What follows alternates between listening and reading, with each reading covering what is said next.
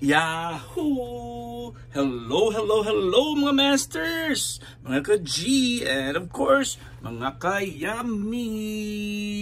Kamusta pong lahat dyan? Siyempre, kung saan ka mang napalap ng ating mundo, ay good morning, good noon, good afternoon, good evening, at good night na po sa mga ready nang matulog. Again, welcome na naman sa ating Tuesday episode ng ating Daddy G and Yummy, the Green Iguana Family. So ngayon po ay magbibigay tayo ng fruits sa ating mga babies. Siyempre, hindi mawawala yung kanyang kiwi, ang kiwi ng ating G. At siyempre, kakainin din yan ng ating, share nila sila dyan ng ating Yummy. At meron tayong meron binigay sa atin si Papa Danny na watermelon. You know, nakahapon ko lang po ito sinanize. Ang dami po ng watermelon, no? Ayan. Daming-dami po 'yan. At ang tamis-tamis po. Kalahati po 'yun, tamo si G natin, no? Kalahati po ang binigay sa atin. Malaking watermelon po 'yan. You know. Grabe talaga yung pang-amoy ng G natin. Ka-type na talaga yung watermelon, mga ka-masters, mga ka-G, mga ka-Yummy. Grabe talaga si G natin. So dito natin ilalagay yan muna sa lalagyanan ng G natin. Unahin natin ng watermelon, diba? Para at least mamaya ay pag mag-slice tayo ay hindi na po apektado ang watermelon pag mag-slice tayo ng kiwi. So malinis na po ang kiwi kasi medyo maasim. Pag nilagay natin yan kasama watermelon, na-contaminate din po yung watermelon. Nilagyan na ng watermelon. So unahin muna natin yung watermelon, ilagay natin sa lalagyanan ni G. Diba? Tsaka doon tayo magsa-slice, kukuha tayo ng part na para kay Yummy. Kaya hindi naman, konti lang naman ang kinakain ng Yummy natin. Diba mga masters, mga ka-G? Kasi si Yummy natin, maliit pa naman. Hindi pa siya ganun kalaki. So ito po ang kay G natin. At magkakakuha tayo ng konti dyan para syempre sa Yummy natin. Kukunin natin yung kainan ng Yummy. At malinis pa naman kasi wala pa naman ako binigay sa kanya. So ayan, bumaba po ang G natin, mga masters. Bumaba po siya. At ito yung kakainan ng Yummy natin. So kukuha tayo ng konting watermelon dyan. Ito po. So slice lang po natin ito. Ng maliliit na slices. Kasi maliit yung bibig ng ating Yummy. At syempre, sobrang tamis po ng watermelon kasi kinain ko rin po ito kahapon. Siguro 1/4 ng 1/2. Yung 1/4 talaga ng 1/2 na yan. Ako lang po yung kumain. So, konti na lang yung natira. Kasi malaking pakwan po yun.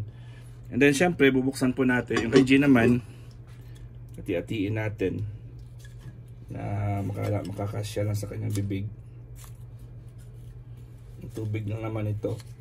At gusto na G natin ito kasi habang po ay season ng watermelon, ay papakainin po natin siya ng watermelon.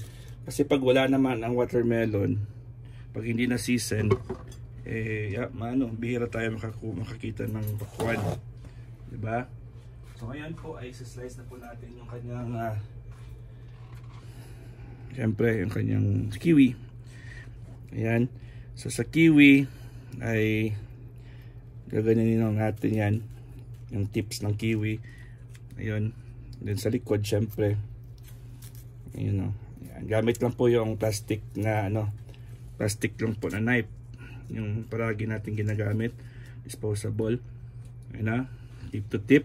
At syempre, babalatan lang natin ang kiwi. May mga techniques po yan. Yung iba dyan sa baso yung ginagamit nila sa kiwi. Pero ako, hindi naman mahirap eh. Oh. Ilang slices lang naman yan. Ilang ikot lang naman. Diba? So hindi pa siya overripe, kaya hindi po siya super hindi siya super soft. Kaya makokontrol ko pa yung ano niya. Makokontrol natin yung pag-slice ng balat niya. Diba? Konti na lang, oh. Yan. Isang one more.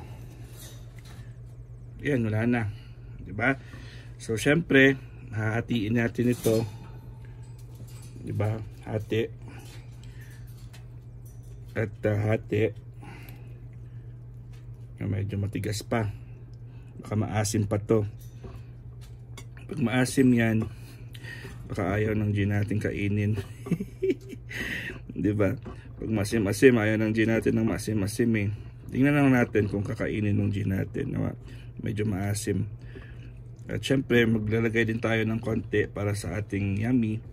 Alam kong kumakain din si Yummy nito kasi nung last time nung bumigay tayo ay naubos niya rin po. So dito tayo maglalagay sa lalagyanan ni Yummy. Yan. Syempre may slice lang natin ng maliit-liit lang. Kasi super liit talaga ng bibig ng Yummy natin. Hindi pa siya ready kumain ng mga malalaking pagkain. At mahirap na mabulunan. Diba? Sobrang super liit lang muna ang ibibigay natin sa kanya.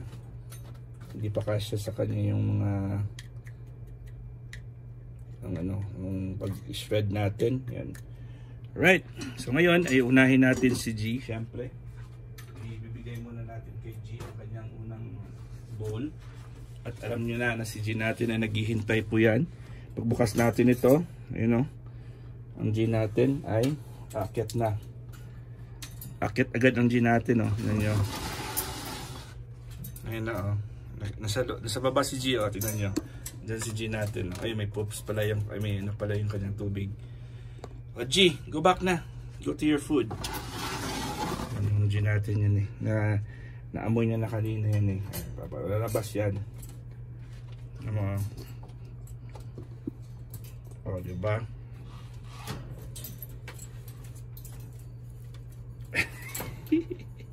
Si G natin talaga.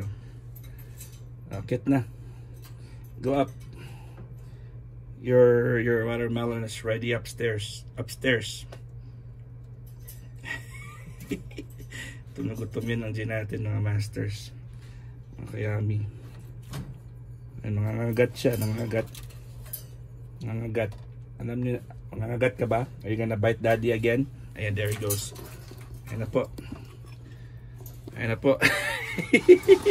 Hindi pa nga na yung katawan niya kumakain na.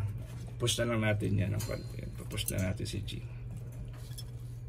Go back. Go inside.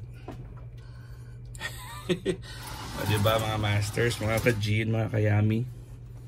Si G natin ay super takaw talaga sa watermelon. Bagong-bago yan yung kanyang tubig ano. Lagyan natin yan ng ocean minerals kaninang umaga. Hindi ko lang na-videohan. Yun, lumalaway si G natin. Naglalaway talaga ang G. Grabe talaga ang G natin, no?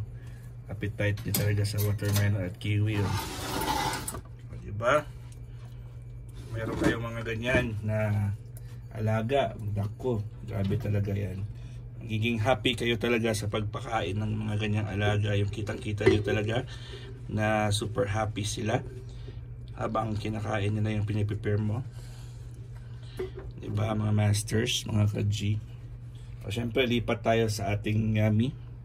Titingnan natin kung ano yung gagawin ng yummy natin. So far nandito si Yummy, oh. Ayan ang yummy natin, tatakbo-takbo yan. Ayan po. Oh, tatakbo-takbo pa ng yummy natin. Oh, say hi. Say hi, Yummy. Alright, ito po si Yummy natin. Ay hindi pa siya sanay sa kanyang surroundings. Pero may binili na po ako. Dumating po yung in-order natin. Ito na pang pagkain ng Yummy natin. Pakainin natin. Tingnan natin kung kakain siya. O, diba? Kakain kaya ang ating Yummy? Siyempre kakain po yan mga masters, mga G. Mga Yummy. Kasi yummy talaga yung mga fruits mo dyan. O, itong isa naman, oh, takaw-takaw talaga. Oh. O, di ba? Sa kanya lang lahat yan. Meron din siyang gulay. Fresh na fresh din po yan. Pero hindi pa siya kumakain ng gulay niya. Mamaya na daw, sabi niya. Kasi nahihiya pa daw siya. For now, ganun muna ang kakainin niya. O, di ba? So ngayon po, ay si Yummy muna ang i-focus natin. Papakainin natin si Yummy. Tingnan natin kung kakain din yung Yummy natin. Mahihain pa. Kunwari pa daw ang Yummy natin na hindi kakain. Yan. So mga masters, mga ka-G and mga ka-Yummy, yun po, ini-invite ko na naman kayo mamaya. Meron naman tayong Premier Marathon sa Bahay Kulitan at 1 o'clock in the afternoon to be, syempre, and first batch natin yan. And then second batch natin is 4 o'clock to 6 o'clock. And then followed by our 7 to 9. Yan. Alhombre. Miss Alhombre Vlogs. And then, and in the Anna Vlog. And Dr. Zenaida for the post natin for this Tuesday is Premier Marathon. And Thursday naman, meron naman tayo. And then Sunday, mga Premier Marathons natin. And umalis po yung ating anak na isa. So I think ayaw niya, mamaya daw siya kakain pag mula na tayo. Siyempre si G natin, no, kakain pa rin yan. Diba? Walang kabusugan yun ang G natin. Diba? Alright mga masters, mga ka-G and mga ka-Yummy. At ako po ay lubos na nagpapasalamat talaga sa inyong full support. Love and support niyo sa ating all. Sa ating hindi na pala all about G. Hindi Daddy, G and Yummy. Kita-kits tayo ulit bukas. And mamaya po sa ating Premier Marathon. God is great! Yahoo!